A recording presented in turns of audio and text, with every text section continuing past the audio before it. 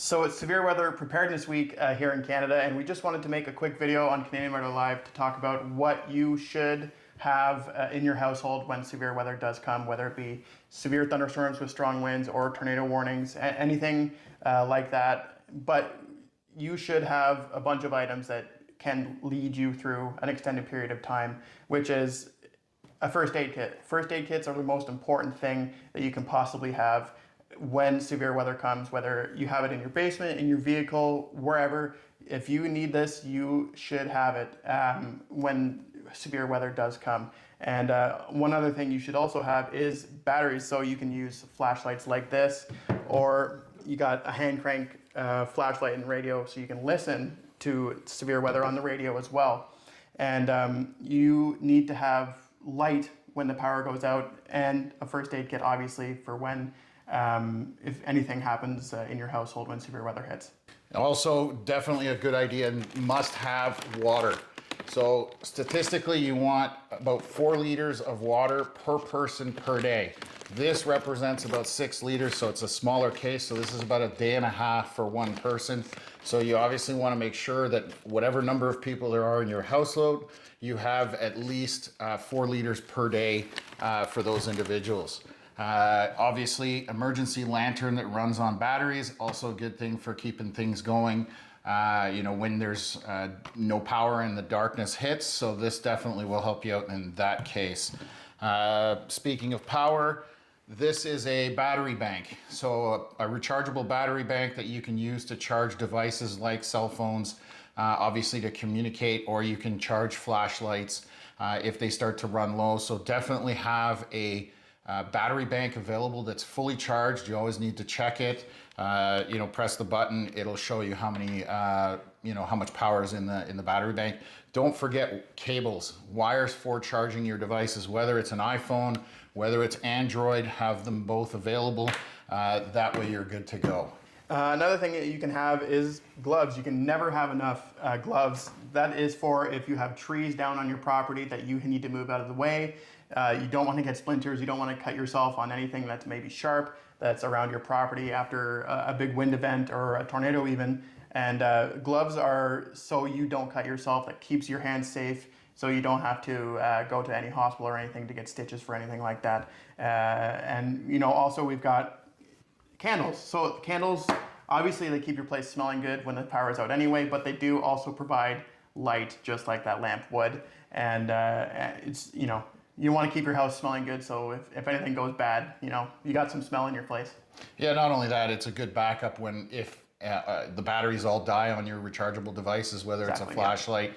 Those are a great backup for that, but you obviously have to be cautious with those because it is fire. Yep. So you want to keep it away from anything flammable, that kind of stuff. So non-perishable food items is also another good thing to have, obviously canned food. But if you do have the canned food, you do want to have can opener in your kit so that you can get into that without having to hack into a can.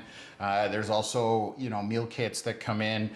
You just add hot water to that. And that will help you out in terms of having a meal is there. Granola bars is also another good option for some good quick snack type food that will last in your kit. So those are some options, and we can't leave out storm chips. We all know that we talk about them. Storm chips, we all have our different flavors that we like. Curious which ones what's your go-to storm chip? But definitely one bag probably isn't enough for some, but just for our purposes, this obviously is showing what we're doing as well. So, and just a couple other things that you should have around with you. One of them is important medical papers, medications that you need to take, your health card and whatever else that you may need if you lose your wallet during severe weather or whatever, or something like that. You need to have those things around, so if you need to go to the hospital, they know exactly who you are at all times. So that's something really important. And another one is just any important document of any kind. If you have important bank things that you need, you should keep them in just a little bit of a safe or something like that, just to keep them around so you have them around with you at all times during severe weather season. Yeah, that's a good point. And like Connor was alluding to, definitely have them either in a sealed Ziploc bag or something that's waterproof. You can get document little bags that are either fireproof or waterproof or both. So those are definitely a good option to have for those important documents. A couple other things that we want to chat with you guys about, obviously, is a backup generator. It's a great option if you can afford to do it. Getting a backup generator, I have my house backed up. It's obviously a portable unit. This one here is great because it's what they call a tri-fuel, meaning it will run on propane, natural gas, or just regular gas. So it gives you a lot of flexibility in terms of being able to run this unit. It will back my whole house up. But one of the things that a lot of people forget to do is make sure you have lots of spare fuel. So I've got about 3 jugs of that fuel that I cycle. Obviously, I don't want it sitting around and getting stale. So that's something that you have to do, is kind of cycle through your fuel. The other thing is, make sure you run and test your generator probably every 3 months. I do put fuel stabilizer in it to make sure that the fuel doesn't go bad. I run it every 3 months just to give it a good exercise for about 30 minutes. That way, when I do need it to start, it's going to start in those situations.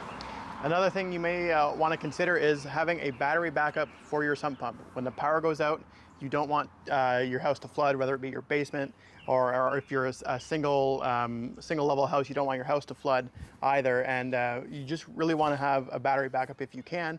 And if you don't have that, you can get a hand pump that you can pump the water out of your house by yourself. Obviously, that's a lot more difficult than having a backup for your sump pump. But again, it is important to have these things considered when the power goes out and when severe weather does come for Severe Weather Preparedness Week.